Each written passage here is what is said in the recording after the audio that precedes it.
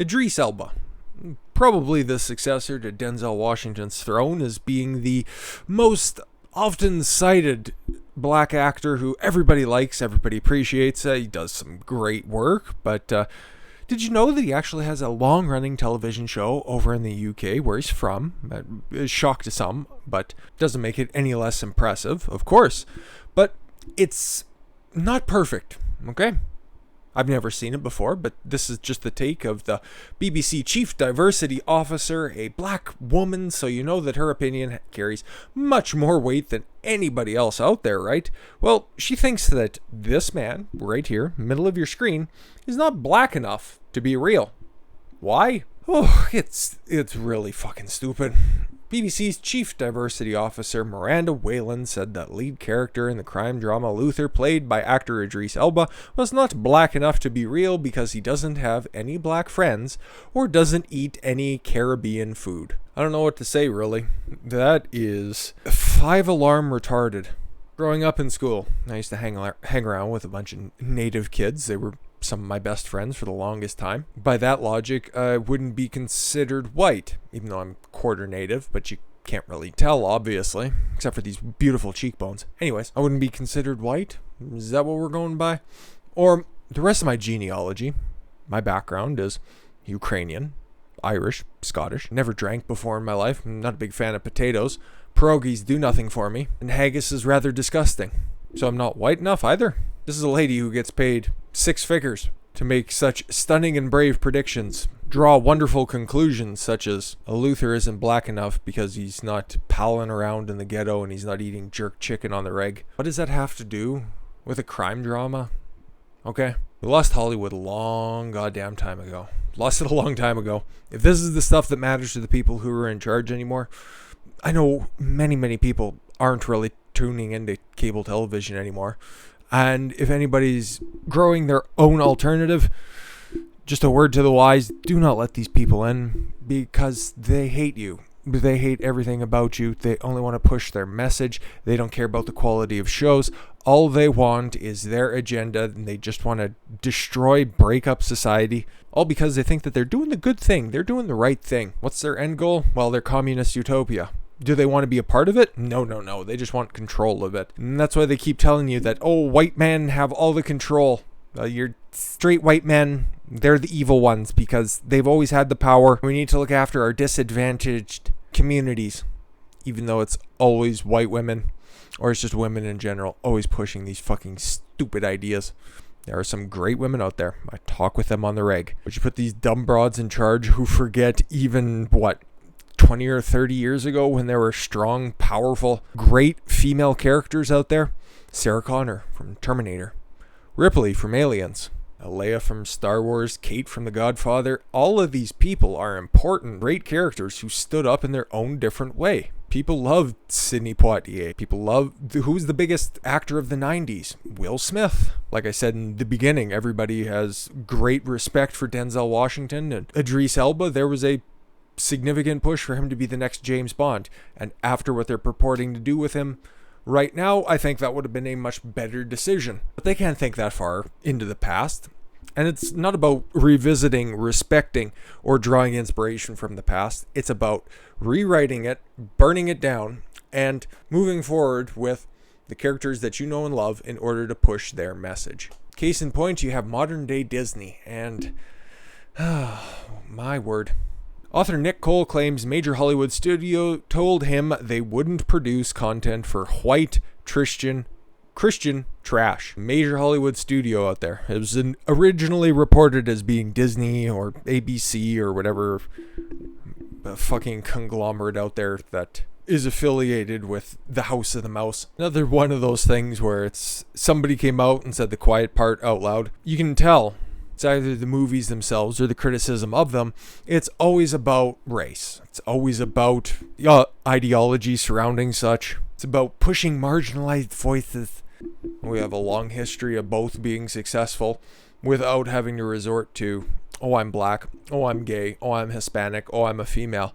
No, they just provided good work, and you didn't have to tear down anybody else in order to get ahead. Okay? But if you tear out a giant part of your market, the white Christian out there, you're not going to have anybody to buy it. And your production costs just keep on going through the roof. Case in point, there is a very high profile television show that's going to be coming out. It's going to be about the Lord of the Rings. I, like many other people out there, probably fondly remember the Lord of the Rings. I'm not a big fantasy sci-fi person, so I watched all three when they originally came out on home video. Probably seen Two Towers the most. That's probably 2 or 3 times. Good movies, great movies, but have all the Hobbit movies. Haven't really watched them because they didn't really get great reviews. And this right here is troublesome because this is one of those television shows that should be highly anticipated. This should be a great grand success. But those TV shows that you know and love, Breaking Bad, Better Call Saul, first few seasons of Game of Thrones, greatest television show of all time, The Sopranos, all that stuff is long in the fucking rearview mirror. Yeah, Better Call Saul's wrapping up soon. And perhaps that's a little bit of an aberration, but everything else is just the same kind of homogenized crap. Or if you get a big grandiose spectacle like The Lord of the Rings here, your production costs go right through the roof. And this is going to be for Amazon. Like, okay, Amazon is quite possibly the largest company in the world. Over $1 trillion, $500 million isn't going to break their back. I know that's hilarious to think of, but their television series is going to cost $450 million for just one season. Okay. How do you expect to get any sort of return on this? Yeah, this television show has been in production hell for a very, very, very long time. And Game of Thrones originally held the record at $90 million for one season, but it worked up to that. Okay, that was 8 seasons deep. But this one right here, off an existing IP, we don't know how good it's going to be. We don't know if it's going to be worth it. Quite frankly, we can say there's no way in hell it's going to be worth it. They're not going to be making back this money. This is going to be a gigantic failure, especially from a financial side of things. And why would anybody have any faith in modern media right now?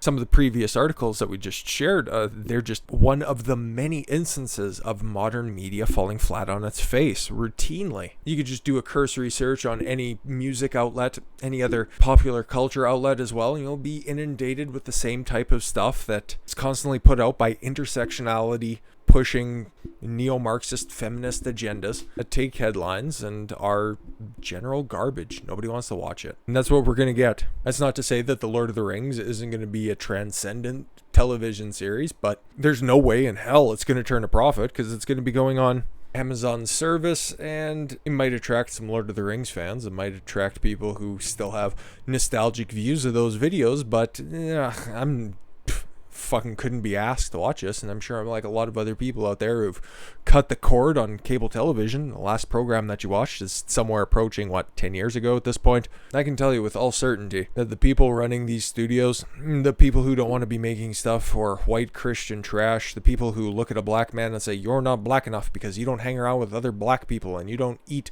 Caribbean food. So what is season 5 of Luther supposed to be?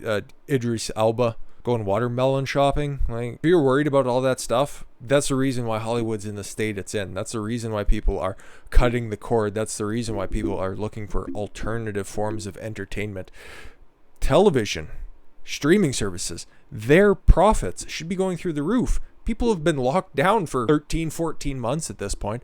They have nothing else to do but consume. But instead, no, you're worried about segmenting your consumer base to push your agenda because it's all about the agenda. Well, people are tuning it out, and for good reason, because you aren't putting forth a product that people want to watch. So in all honesty, I hope Lord of the Rings is good for the people who want to watch it, okay?